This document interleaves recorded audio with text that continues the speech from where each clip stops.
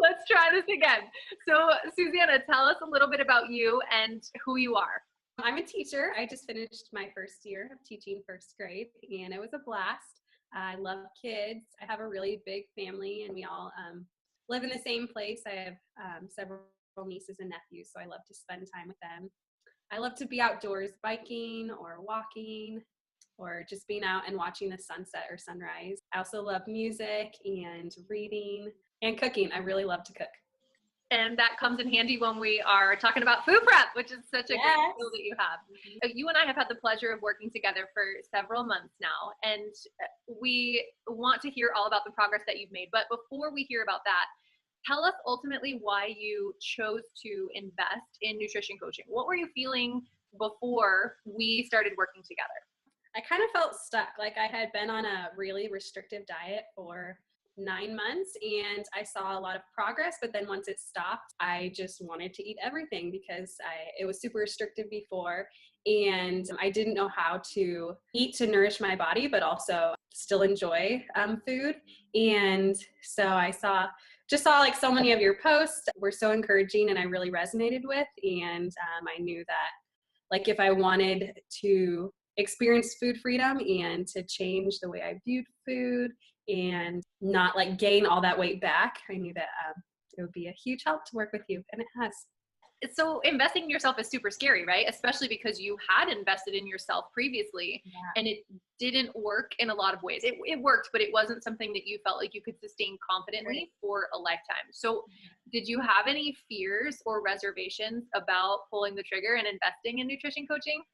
Yeah, for sure. I mean, it's a big commitment, like financially and just your time. And that was hard for me, but I knew that like it would be worth it. And that like in the long run, in like 10, 20 years, that it would like be worth it spending that money.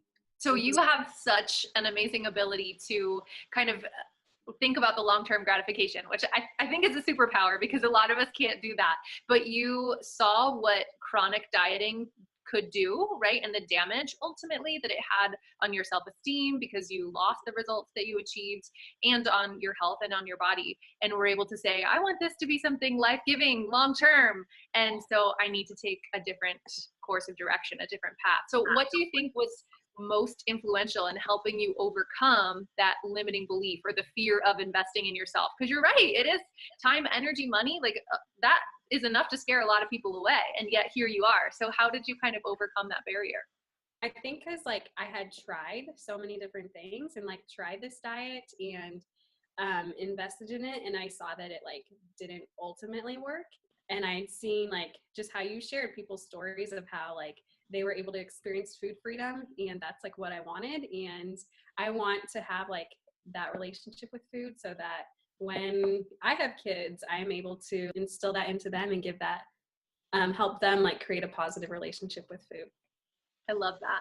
I want to hear more about what food freedom means to you, but this kind of ties into my next question, which is you and I have kind of just done a little audit on the progress that you've seen thus far. And we were amazed by how many strides you have taken through this process. So can you tell us a little bit about the progress that you've seen and the results that you've achieved through the coaching process, Susanna? Yeah, I think I've just like made a lot of progress with my mindset. And I like almost my whole life, I like never saw myself as a fit person. And I would always see like these people that I thought were really fit and strong and thin, and thought like I could never be like that. And I've slowly like begun to realize that like, yes, I can be fit and I am strong. And also just with like working out regularly and going to the gym, and I've been able to like lift stronger weights and run faster, and I just feel like so much stronger, and I like know that I am capable of so much more than I thought I was, which that has been like huge progress. Yes, and we know that the mental has to come before the physical, and you've done a really amazing job at changing the story that you were telling yourself about your success. So you kind of briefly mentioned, although you're being very modest, about the work that you've done with changing your self-talk and starting to affirm the kind of woman that you're becoming, right? I'm becoming a woman who can do anything in the gym or out of the gym. I'm becoming the kind of woman who is confident with her relationship with food and who can enjoy anything if I choose to and still reach my goals, which kind of brings us full circle back to food freedom. So can you just tell us what food freedom means to you?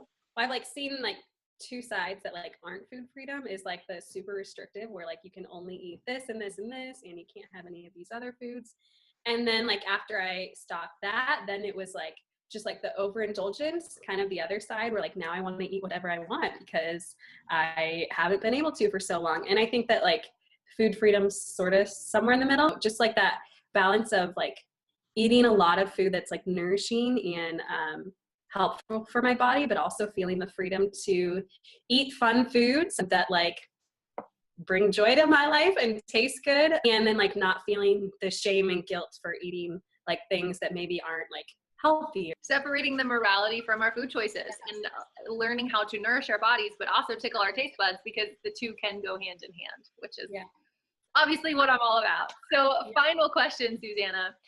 If someone was in your position, so let's say they've done the crash dieting, they've seen results, but then they've lost them, or they just felt like, wow, I really don't want to live the rest of my life feeling this restricted, this deprived, what would you say to that person? Would you recommend a one-on-one coaching process?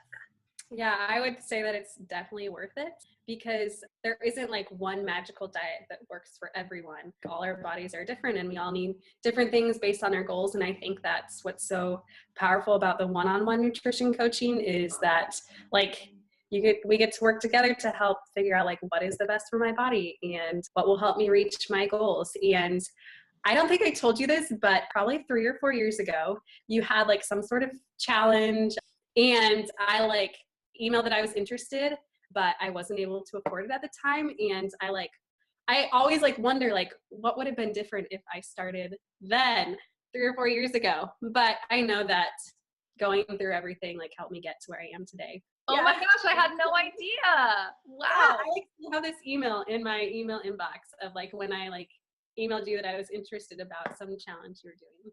How crazy. And so I think we can always kind of go back and forth about like, if only I knew then what I know now. But what I am taking away from that is the fact that you didn't let that barrier stop you from taking action when you did, right? You could have said like, oh, well, I didn't sign up 3 years ago, so I guess that ship has sailed. And instead you were like, no, I can take action now. Yeah, for sure. Such a rock star. Thank you so much, Susanna, for sharing. I know it's just a small piece of your story, but I have no doubt that it will inspire many, many others. So thank you so much.